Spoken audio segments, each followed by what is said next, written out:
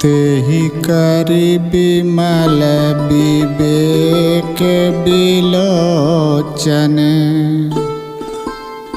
बरनौ राम चरित्र भव मोचन।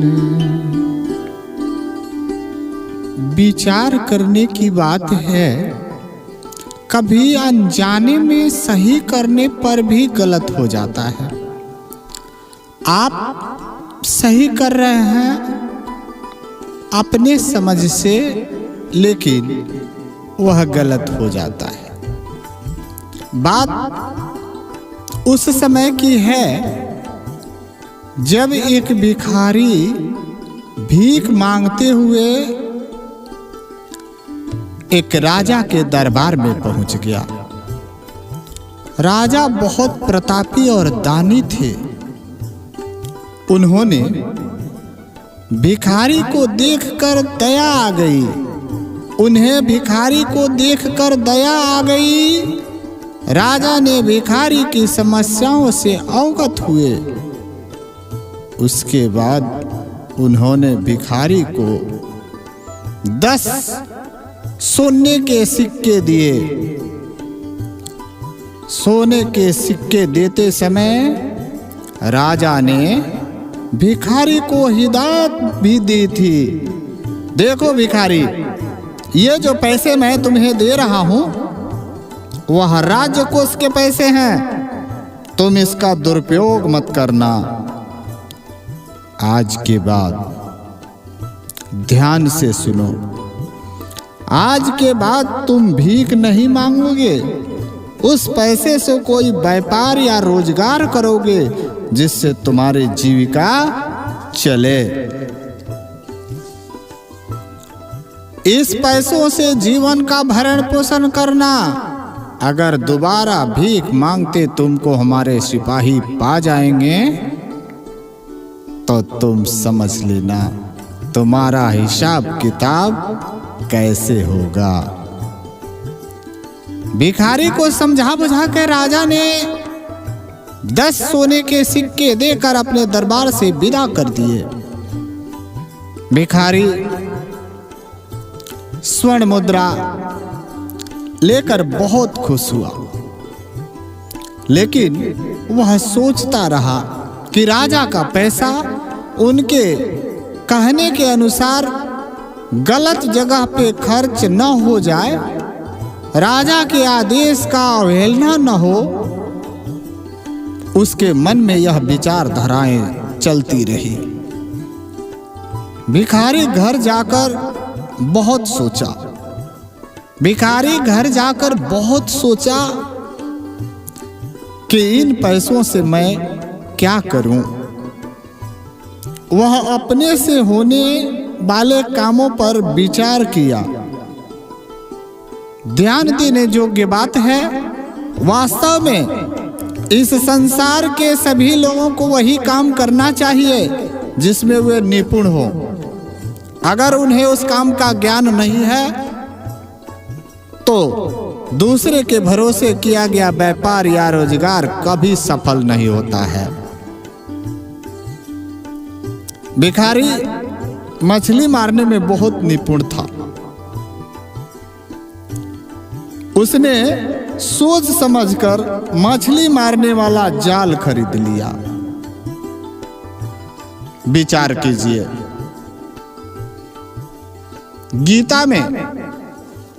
गीता में यह बात स्पष्ट रूप से लिखा हुआ है कि दान सुपात्र को देना चाहिए। दान अगर कुपात्र को देते हैं तो आपको दरिद्रता अपने चपेट में लेगी। जांच करने के बाद ही दान देना उचित होता है। गीता का श्लोक है कि विदेशु जगेशु तपः सुच दानेशु महापुण्य फलम परिष्टम। अत्यति तत्सर्व बदी बमीदम विदित्वा जोगी परम आस्थान उपैति चाधम। इसलिए दान जो है सुपात्र को देने से ही उसका उचित फल प्राप्त होता है।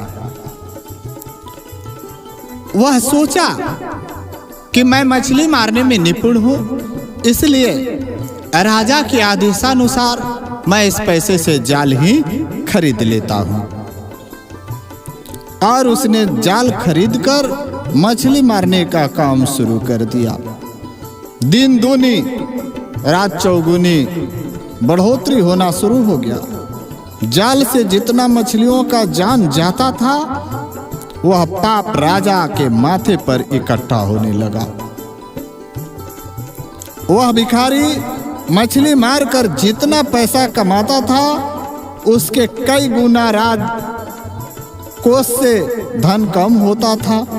धीरे धीरे समय निकलता गया और भिखारी राजा और राजा भिखारी हो गए। भिखारी राजा और राजा भिखारी हो गए। राजा अपने बुरे समय को देखकर अपने मन में विचार कर ज्योतिषी के पास पहुंचे और अपनी सारी कथा कह सुनाए। ज्योतिषी ने गणना और विचार के हिसाब से बताया, महाराज आप भिखारी को जो दान दिए उसी दिन से आपका धन घटना शुरू हो गया। वह आपके पैसों से प्रत्येक दिन करोड़ों हत्याएं करता है, जो पाप आप पर चढ़ रहा है। महाराज, राजा ने हाथ जोड़कर ज्योतिषी से पूछा, गुरुदेव इसके निवारण का उपाय तो बताइए। ज्योतिषी ने उपाय समझाया, महाराज आप अपने मेहनत के पैसों से उसके जाल खरीदकर नष्ट कर दीजिए। ज्यों-ज्यों आप उसके जालों को नष्ट करना शुरू कर देंगे, हत्याएं कम होने लगेगी, आपका धन आपके पास आना शुरू हो जाएगा। राजा भिखारी हो चुके थे। उन्होंने अनजान शहर में जाकर रिक्शा चलाना शुरू कर दिए और कमाए हुए पैसों से शाम को उस भिखारी के यहाँ जाकर एक जाल खरीदकर जला दिए। दूसरे दिन उससे दुगुने पैसे राजा ने कमाया और धीरे धीरे राजा फिर राजा और भिखारी पुनः भिखारी होने लगा। पाप नाश का कारण है, फिर दान सोच समझ कर देना चाहिए। पुराण में भी यह बात लिखी हुई है कि कुपात्र दानात् च भवेत दरिद्रो। कुपात्र को दान देने से ही कुछ लोग दरिद्र हो जाते हैं। इसलिए दान देने से पहले भी सोच समझ कर दान करना उचित होता है। कुपात्र और कुकर्म वाले को दान कभी न दें, उससे स्वयं अपना ही नुकसान होता है।